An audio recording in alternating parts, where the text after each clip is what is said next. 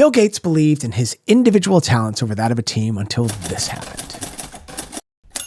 As a teenager, Gates thought genius was enough. He wrote entire systems alone, from a class scheduler at the age of 16 to a traffic startup. But at TRW, working on the Northwest power grid, his code came back covered in blue ink. The reviewer? John Norton, a NASA engineer whose last project, Mariner 1, was destroyed minutes after launch, caused by a missing hyphen in code he oversaw. Gates' reaction? Oh wow, this guy is so right. That critique was a turning point. Gates realized brilliance alone had limits, and he began chasing not solo perfection, but team perfection. As he later said, "First I wrote all the code, then eventually there was code that I didn't look at or people that I didn't hire." And here's why it matters. Gates made the same shift every new manager must make. I'll show you the exact turning points from Gates' memoir source code and how they map to the leadership shift you need to make, from doing everything yourself to building teams that achieve far more together. Let's get into it. It was 1968. Gates was a 13-year-old student at Lakeside High School in North Seattle. An enterprising teacher named Bill Dougal took a computing class and thought he should get computer access at the school. Now, computers are mostly in universities and government projects then. They weren't in homes. So the access they built at the school was remote on an early version of the internet, 1968. The students typed on a teletype called ASR33, which is actually bought by the Lakeside Mothers Group from the funds from their annual rummage sale. The young Gates started learning how to code, and he got so good. He got his first gig that same year. He built his school's class scheduling system over a summer. But it was a difficult project, and it almost didn't work. But they figured it out right at the end of the summer, and they got hired again to improve the first iteration. He and his friend Paul Allen soon got access to a $1 million computer called a PDP-10 at a place called the Computer Center Corporation in downtown Seattle, where they were actually paid to find bugs in software. Now, this experience of the PDP-10 would be essential to their eventual founding of Microsoft. Next, Bill started his first company, still in high school.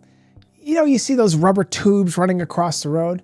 When a wheel runs over them, it creates a puff of air at the end of the hose, which is used to count cars.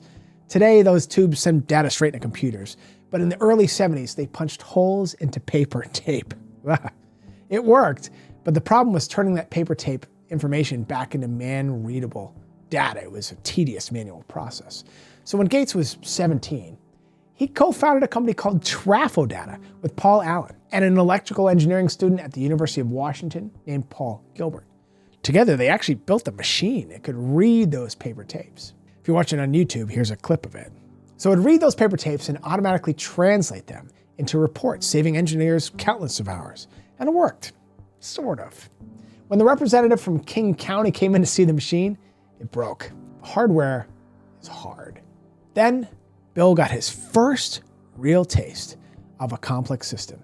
He took time off his senior year in high school to work for TRW, building a computer system that would help run the Northwest power grid. He wasn't yet 18, and he was amazed by what he saw. When he first got to the job site, it was a futuristic scene. It was filled with PDP-10s. He compared it to the control room from his favorite TV show called The Time Tunnel. As he describes it in the book, he says a wall-sized screen tracked the state of the power grid and every dam and power facility in the entire Northwest. There were rows and rows of computer terminals with color graphic screens. Now, this project is aimed at automating the balancing of power supply from hydroelectric dams and coal power plants and the fluctuating demand from millions of homes. And here's the thing, they were only allowed 5.5 minutes of downtime per year. Gates looked at that and said, nothing I had ever worked on required such near perfection. I thought they were joking.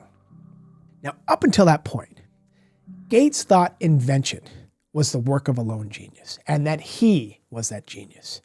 But now he's part of this huge team and the margin for error is very slim. And it was here that he met John Norton. Now, Norton was an engineer twice his age, already marked by one of NASA's most painful failures. He'd worked on a spacecraft called Mariner 1.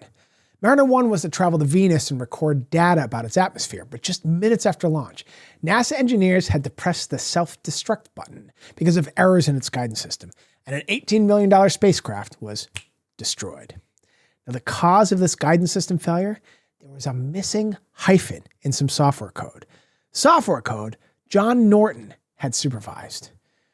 Norton was so affected by this, he carried a newspaper clipping of the failure in his wallet, neatly folded like origami. It was a constant reminder of accountability, and he had steeled this resolve into writing perfect code on high complexity, high consequence systems like this power grid project. So one morning, Gates came into TRW to find a printout of code he had written on his desk, and it was covered in blue ink. His code had been completely torn apart by Norton. Norton gave feedback on the entire structure of the code. Gates read these comments and thought, oh wow, this guy is so right. Now on the grid project, it definitely stung. For the first time, Gates realized that his brilliance had limits. But he also noticed this rigorous feedback and accountability could push him further than he could go on his own. And he began to shift. He started to shift from putting himself at the center to putting the work at the center. And he started to ask, what does perfect software look like anyhow?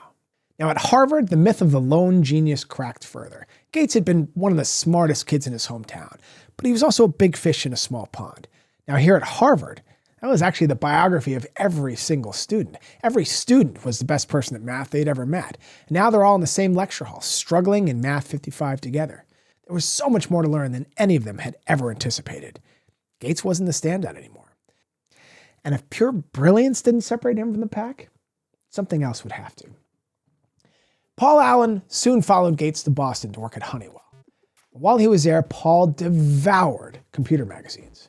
He was always reading Popular Electronics or Datamation, or studying spec sheets for various computers and parts. He and Bill would nerd out about these things, and they noticed a theme. The microprocessor was becoming more accessible. And they were aware of Moore's law, which stated that the number of transistors on a chip would double every year. This meant that computers were getting more powerful on an exponential curve, and they wanted in. They first thought they should build a computer themselves, but they had built a computer with trafo data, and it was incredibly complex. It took capital, it took space, it took people to assemble, and when they invited potential clients to look at the trafo data computer, it broke. So they focused their ideas on software. As Bill put it, no wires, no factories. Writing software was just brain power and time. Now, in some of the techie stuff that follows, there's a lot of 8s in all these model numbers. There's an Intel 8008, an Intel 8080, and an Altair 8800. You probably don't need to worry about it all. I do have it straight, but I can imagine it's confusing. So in the trafo data computer, they used an Intel 8008, and they understood how to work with it.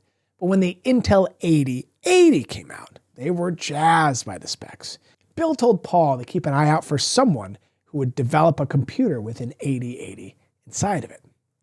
Paul called him 3 months later to tell him about the Altair 8800. So the Altair 8800 has an Intel 8080 in it, which is an upgrade from the Intel 8008, which they had in their trafo data. Did you follow that? Okay, so now we're in the Altair 8800 with the Intel 8080 in it. Now, the Altair was missing a few things we take for granted today, most notably a keyboard, a screen, and any software. The only way to talk to the Altair was through 25 toggle switches in the front panels, and the only way to listen to it was through watching 36 blinking LEDs. So just to get the answer to 2 plus 2, a programmer had to first understand the commands, then convert it into binary, and then load these 5 lines of code by flipping switches dozens of times. It took about 10 minutes to get 2 plus 2, and even then, reading the answer requires the user to understand reading binary. A 4 in binary goes 0, 0, 0, 0, 1, 0, 0. That'd just be these LEDs giving the answer in binary. But it could do the math. And here was the opportunity. Gates and Allen had a vision to put a computer on every desk in every home. But in order to do that, they need to make it more accessible. Now, Bill and Paul learned to program at Lakeside using an accessible language developed at Dartmouth College back in 1964 called BASIC. BASIC allowed programmers to type English-like commands, and those commands were converted into the machine language the language spoke. That conversion process is what's called an interpreter. Think of it like this. When you raise your arm, your brain sends an electrical pulse down your spinal cord to your muscles, causing them to contract. That's machine code. If someone asks you to raise your arm, they do it in a spoken language, like English or French or Chinese.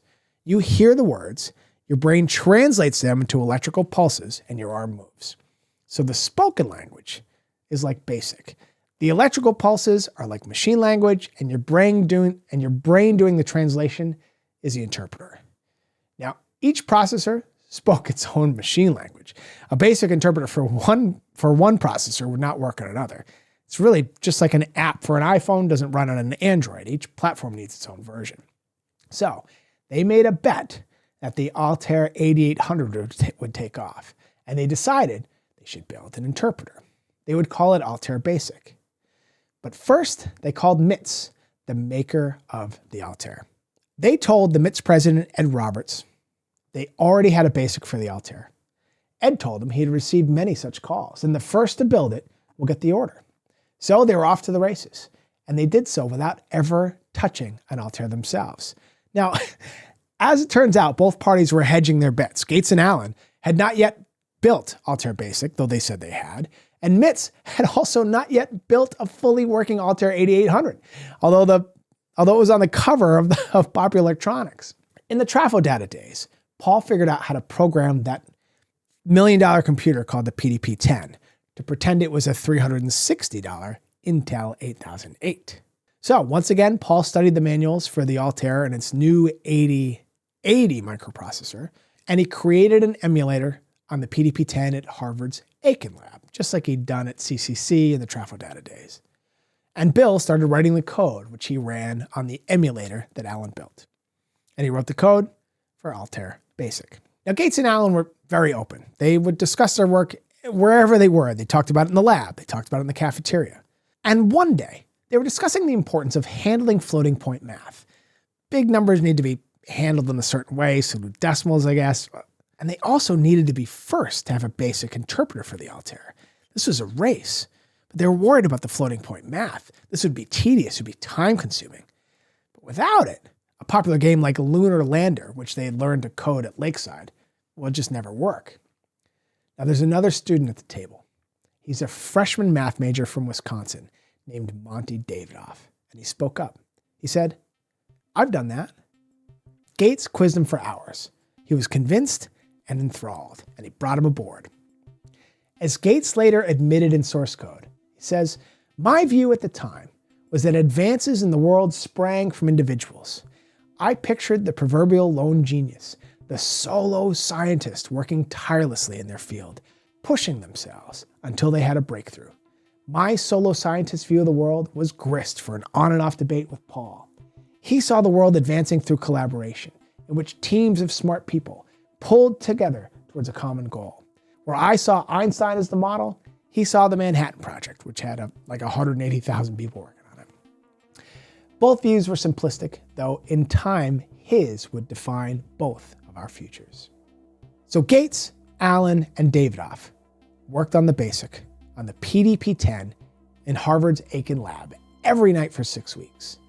Finally, BASIC was running well enough to demo to MITS. Gates printed the code on a paper tape, handed it to Allen, and Paul Allen flew to MITS headquarters in Albuquerque.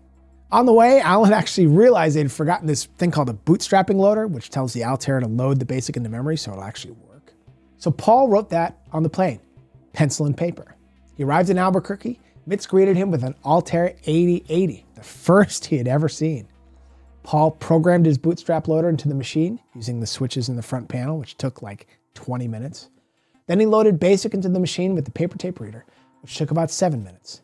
And Paul sat at the teletype and typed, "Print 2 + 2, and the teletype responded 4. As Gates put it, With that, the first piece of software written for the personal computer came to life. Ed Roberts, the MIT's president, exclaims, "Oh my God, it printed 4." He was surprised and pleased as Alan. Bill Yates, MIT's lead engineer, handed Alan a now classic book called 101 Basic Computer Games. Now, when I was a kid in the 80s, quick aside, when I was a kid in the 80s, I actually learned how to code in BASIC. And this is how I learned how to code in BASIC as well. My dad had a magazine with computer games in it, the code for computer games. And that's how we did it. We would take the code, type it into our TRS-80, and then we'd have to debug it. But then we get to play a video game. It was amazing. And this is the same thing that Paul Allen's doing. So Paul turns to the page that has a version of the lunar lander in it. He types it in, and it works perfectly. Now remember, that's demonstrating Monty's floating point module. That was why they wanted it in there so badly, so that people could play Lunar Lander. The product that put Microsoft on the map didn't come from Gates alone. It came from collaboration. Paul Allen built the emulator. Davidoff wrote the floating point math. And without this, Bill Gates' Altair Basic would never have worked. Allen's model of a team collaborating beat Gates' model of a lone genius. From there, Microsoft scaled quickly. Just 2 years later, in 1977, when Gates was just 22 years old, they landed the jobs for the BASIC interpreter on the Radio Shack TRS-80, which I had as a kid, the Commodore PET 2001, and the Apple II. I was really surprised in my research to see Apple on this list. Turns out Gates called Steve Jobs, and Jobs replied that they already had a BASIC. It was written by Steve Wozniak. But guess what? Wozniak's BASIC didn't have the floating point module. It was Monty Davidoff's contribution that sealed the deal with Apple. And the Apple II sold 6 million machines. In 1986, Microsoft went public. And by the year 2000, the company had grown so explosively that an estimated 10,000 employees became millionaires through their stock options. Think about that. 10,000 millionaires. And in the year 2000, they had 39,000 employees. Now, that kind of scale doesn't come from one genius coding alone. It comes from building a massive team of teams, each united around a common purpose, each communicating about the things that are relevant to communicate about in order to deliver on that scale. Now, years later, I remember this was in 2020. I remember when I first heard this podcast because I was in Montreal during COVID and I was on a run. And Gates was on Dax Shepard's podcast called The Armchair Expert. And he said he once believed in the lone genius myth, but experience taught him otherwise. Here's the clip. I have to imagine for me as a control freak, the very hardest thing that you must have had to eventually do is learn to delegate. Was that one of the bigger challenges for you in Microsoft? Yeah, and that's a kind of scaling that is a huge challenge. So at first I wrote all the code.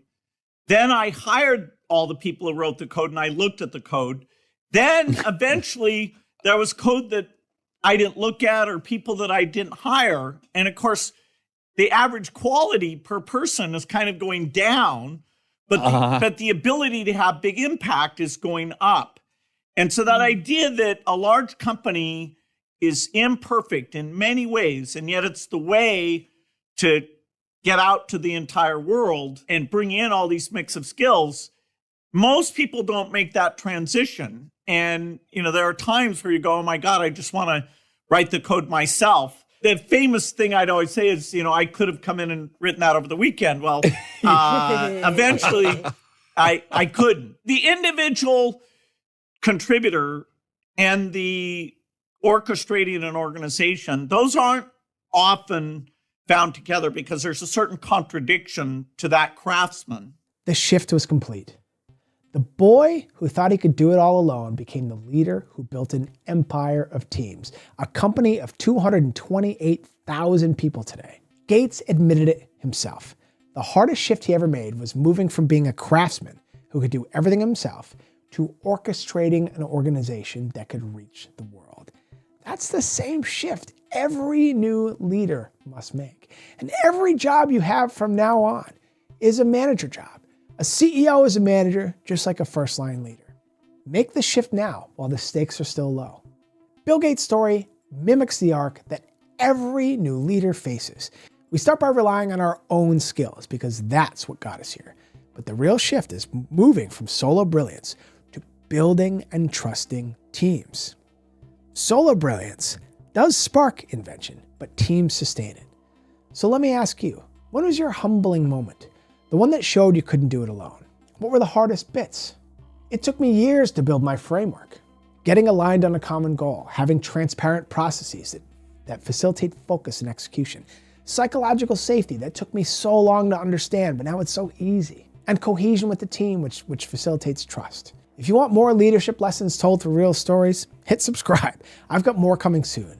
Until then, thanks for listening to the Leadership Lighthouse podcast. I'm Evan Hickok, and I'll see you next time. Ciao.